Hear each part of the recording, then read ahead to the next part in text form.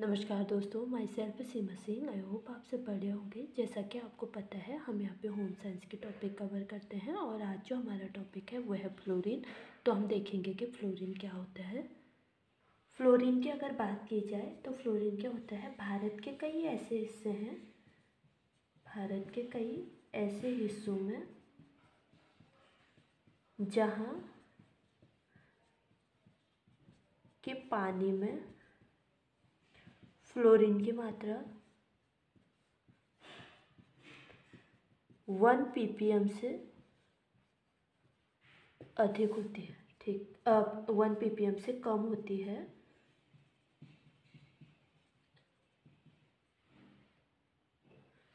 वहाँ के लोगों में, वहाँ इसकी कमी से, जहाँ के पानी में 1 ppm से फ्लोरीन की कमी होती है, वहाँ इसकी कमी से क्या देखने को मिलता है, वहाँ इसकी कमी से फ्लोरोसिस रोग देखने को मिलता है। फ्लोरोसिस रोग देखने को मिलता है। ठीक है,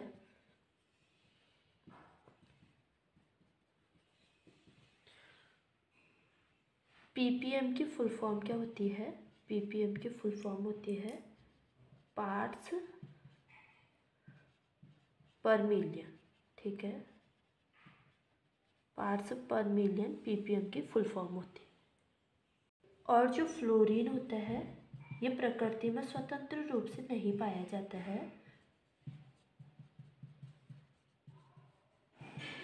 स्वतंत्र रूप से नहीं पाया जाता है।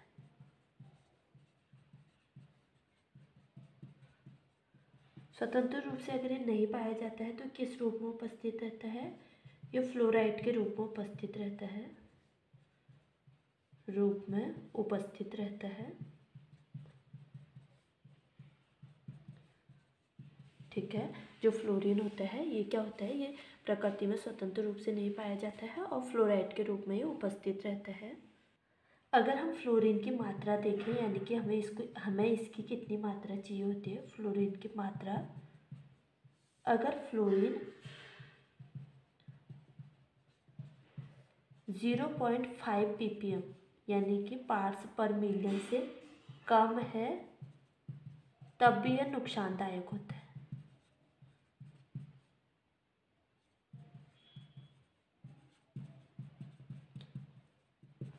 और फ्लोरीन की मात्रा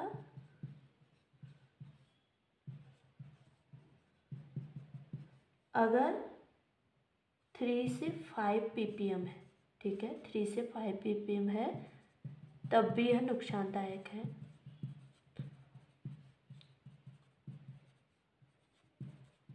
इसकी संतुलित मात्रा कितनी होनी चाहिए। संतुलित मात्रा फ्लोरीन की 1 से 2 ppm होती है।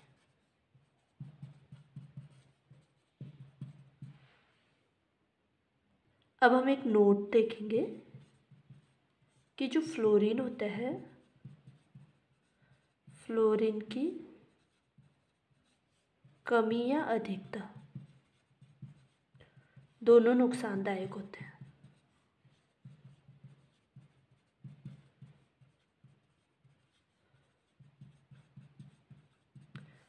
और सामान्यतः इसकी अधिकता देखने को मिलती है।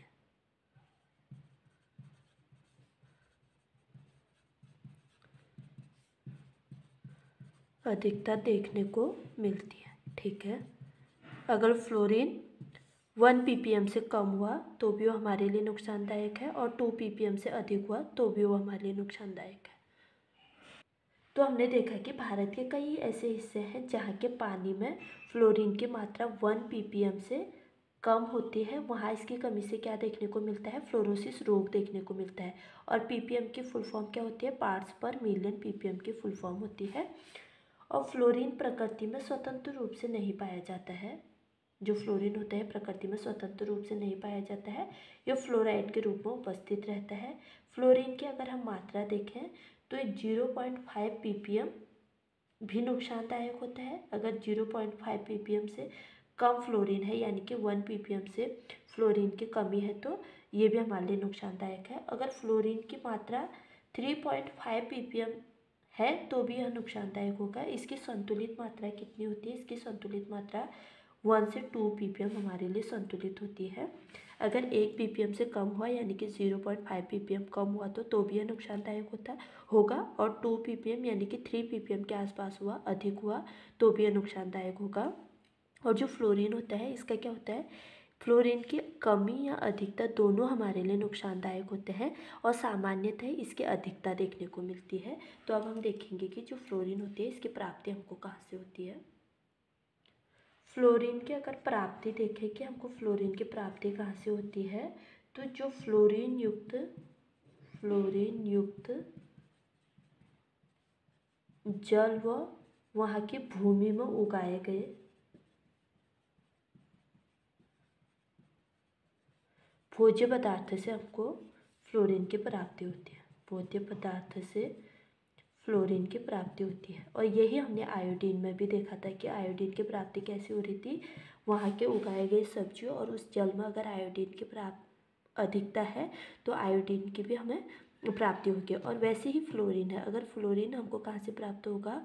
जिस क्षेत्र के जल और भूमि में उगाए गए भोज्य पदार्थ, जल और भूमि में फ्लोरीन की अधिकता होगी तो वहाँ उगाए गए भोज्य पदार्थ में भी फ्लोरीन की हमें प्राप्ति होगी। ठीक है, प्राप्ति होती है।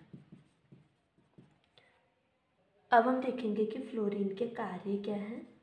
फ्लोरीन के कार्य, अगर फ्लोरीन के कार्य की बात की जाए तो फ्लोरीन क्या होता है? ये दांतों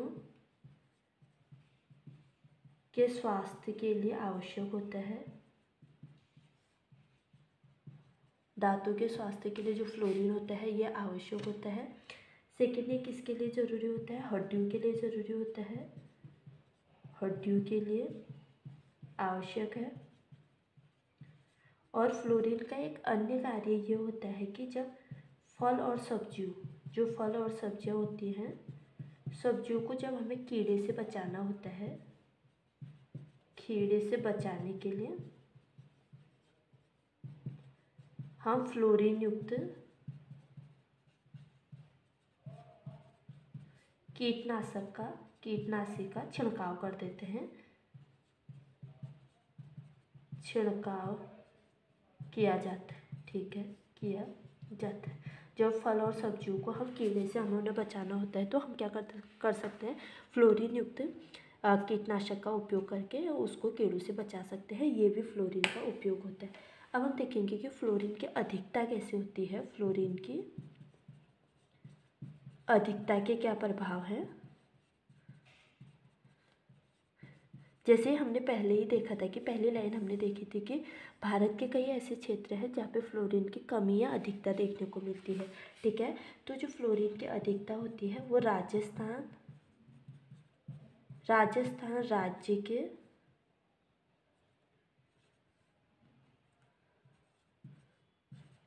नागौर जिला, जो राजस्थान राज्य का जो नागौर जिला है यहाँ पे फ्लोरीन की अधिकता है। आंध्र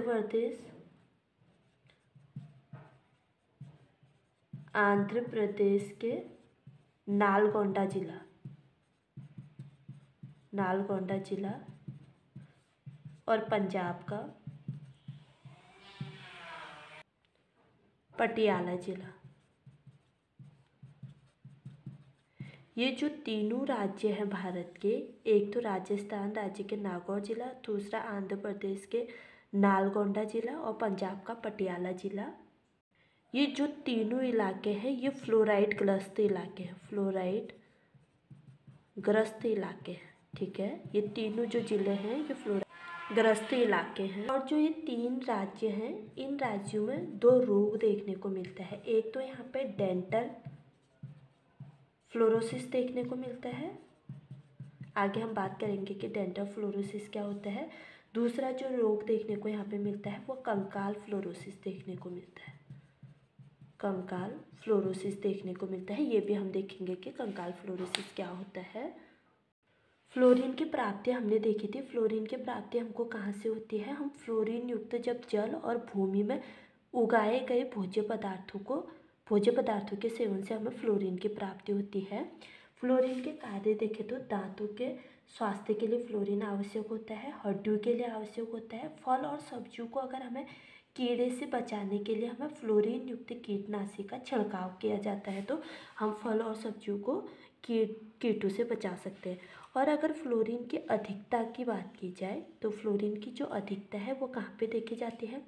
राजस्थान राज्य का नागौर जिला, आंध्र प्रदेश राज्य का नालकोंडा जिला और पंजाब का जो पटियाला जिला है, ये क्या है? ये फ्लोराइड ग्रस्त जिले हैं। यहाँ के पानी और भूमि में जो फ्लोराइड की क्या है मात्रा अधिक है, इसीलिए इनको हम फ्लोराइड ग्रस्त जिले बोल रहे हैं। और जो इन राज्यों में रोग देखने को मिलता है, एक तो डेंटल फ्लोरोसिस रोग देखने को मिलता है, सेकंड कंकाल फ्लोरोसिस रोग देखने को मिलता है। अगर आप इनको पिक्चर के थ्रू समझना चाहोगे तो आप गूगल में सर्च करेंगे कि डेंटल फ्लोरोसिस क्या होगा, तो आपको वहाँ पे राजस्थान के नागौर जिला, गोलकोंडा जिला और पटियाला जिला के लोगों की पिक्चर्स देखने को मिलेगी, जिसमें आपको डेंटल फ्लोरोसिस के पिक्चर देखने को मिलेगी और कंकाल फ्लोरोसिस की पिक्चर देखने को मिलेगी, जिससे आप आसानी से समझ पाओगे। एक बार आप गूगल करके ये चीज़ को देख सकते हैं। अब हम देखेंगे कि जो डेंटल फ्लोरोसिस होता है वो क्या होता है। ठीक है, डेंटल फ्लोरोसिस में क्या होता है, जब हमारे पीने वाले जल में 3 से 5 ppm से अधिक फ्लोरीन की मात्रा हो जाती है या इससे अधिक, ठीक है, 3 से 5 ppm या इससे अधिक जब हमारे पानी में फ्लोरीन की मात्रा हो जाती है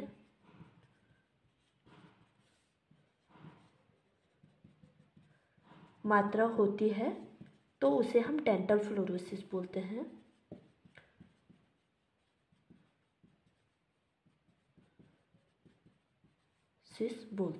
ठीक है, इसके लक्षण क्या है? डेंटल फ्लोरोसिस के लक्षण क्या है? इसके लक्षण की हम बात करें, जो दांतों के हमारे एनामल होता है, दांतों का एनामल काला हो जाता है और वो खराब होने लगता है, काला होता है। और जो हमारे दांतों के एनामल होते हैं उसमें सफ़ेद धब्बे पड़ जाते हैं, सफ़ेद धब्बे पड़ते हैं और जिससे वो ख़राब होकर आसानी से टूटने लगते हैं। और कुछ दिन बाद जो ये सफ़ेद धब्बे हैं वो किस में बदल जाते हैं? काले और भूरे रंग में बदल जाते हैं, बदल जाते हैं। ठीक है, डेंटल फ्लोरोसिस की स्थिति कब देखने को मिलती है? जब हमारे पीने वाले पानी में 3 ppm या 5 ppm या इससे अधिक फ्लोरीन की मात्रा हो जाती है तो हमको डेंटल फ्लोरोसिस देखने को मिलता है। और जब हमारे पानी में 3 से या 5 ppm से अधिक फ्लोरीन की मात्रा होती है तो उसी को हम डेंटल फ्लोरोसिस कहते हैं। डेंटल फ्लोरोसिस के लक्षण क्या है? इसमें जो हमारे दांतों का एनामल होता है वो काला होने लगता है और सफ़ेद धब्बे पड़ जाते हैं और हमारा एनामल जो होता है दांतों का वो कमज़ोर हो जाता है। और कुछ दिन बाद जो काले और भूरे रंग के धब्बे, जो सफ़ेद रंग के धब्बे होते हैं, ये किस में बदल जाते हैं? ये काले और भूरे रंग में बदल जाते हैं। ठीक है, जो सफ़ेद कलर के धब्बे हो रहे हैं, ये तो हमने देख लिया कि डेंटल फ्लोरोसिस क्या होता है। अब हम देखेंगे कि कंकाल फ्लोरोसिस क्या होता है। कंकाल फ्लोरोसिस में क्या होता है, जब हमारे पीने के पानी में फ्लोरीन की मात्रा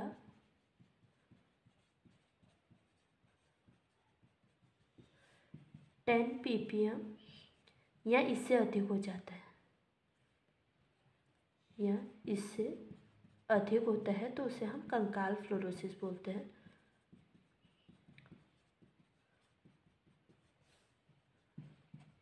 उसे कंकाल फ्लोरोसिस बोलते हैं, फ्लोरोसिस कहते हैं। ठीक है, डेंटल फ्लोरोसिस में देखा था कि जो हमारे पानी में फ्लोरीन की मात्रा हो रही है वो 3 से 5 ppm हो रही है, लेकिन कंकाल फ्लोरोसिस में क्या 10 ppm या 10 से अधिक ppm जब हमारे पानी में फ्लोरीन की मात्रा हो जाएगी तो उसी को हम कंकाल फ्लोरोसिस बोलते हैं। कंकाल फ्लोरोसिस के लक्षण क्या होते हैं? इससे हमारी हड्डियाँ प्रभावित होती है। कंकाल से हमें सीधे समझ आ रहा है कि इसमें हड्डियों की बात हो रही है। इसके जो लक्षण होते हैं, इसमें हमारी हड्डियाँ प्रभावित होती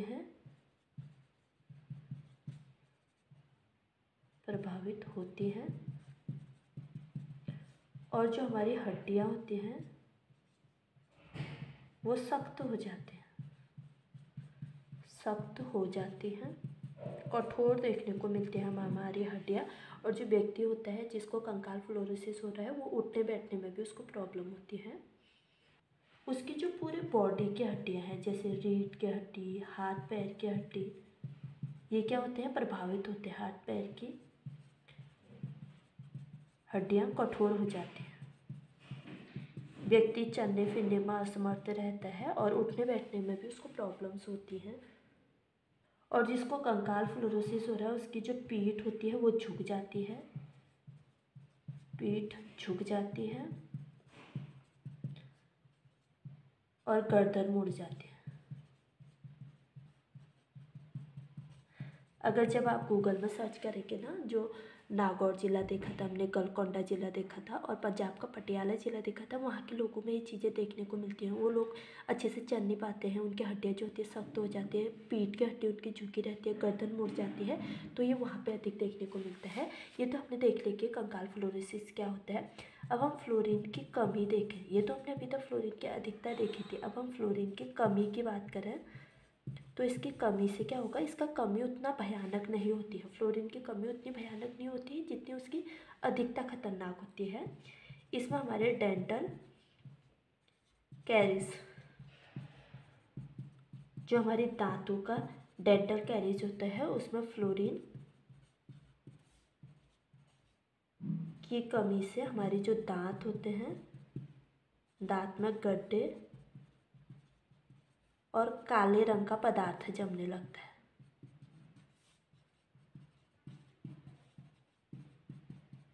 ठीक है, ठीक है। ये तो हमने देख लिया कि कंकाल फ्लोरोसिस में क्या हो रहा था। कंकाल फ्लोरोसिस में हम देखेंगे कि फ्लोरीन की जो मात्रा हो रही है वो कितनी हो रही है, 10 ppm से अधिक होती है, तो इसी को हम कंकाल फ्लोरोसिस बोलते हैं। और इसके लक्षण क्या हो रहे हैं, कंकाल फ्लोरोसिस में कंकाल से ही हमको स्पष्ट हो जा रहा है कि इसमें हमारी हड्डियाँ प्रभावित हो रही है, तो इससे हमारी जो हड्डियाँ होती है वो प्रभावित होती हैं, हड्डियाँ सख्त हो जाती है, रीढ़ की हड्डी, व्यक्ति के हाथ पैर की हड्डियाँ जो होती है कठोर हो जाती है, पीठ झुक जाती है, गर्दन मुड़ जाती है। और फ्लोरीन की जो कमी होती है, अभी तक हम फ्लोरीन की अधिकता देख रहे थे, अगर हम फ्लोरीन की कमी की बात करें तो जो हमारा डेंटल कैरीज होता है, इसमें फ्लोरीन की कमी से हमारे दांत जो होते हैं उसमें गड्ढे हो जाते हैं और काले रंग का पदार्थ उसमें जमने लग जाता है। तो आज अपने पढ़ा कि जो फ्लोरीन होता है क्या होता है, फ्लोरीन की अधिकता से क्या हो रहा है, कमी से क्या हो रहा है, या फिर फ्लोरीन की प्राप्ति हमको कहाँ से होती है, ये चीज़ें हमने सारी डिटेल में देखी। अगर आपको मेरी वीडियो पसंद आए तो please like share comment and subscribe करना ना भूलें। मिलते हैं अपने अगले वीडियो में, तब तक के लिए बाय।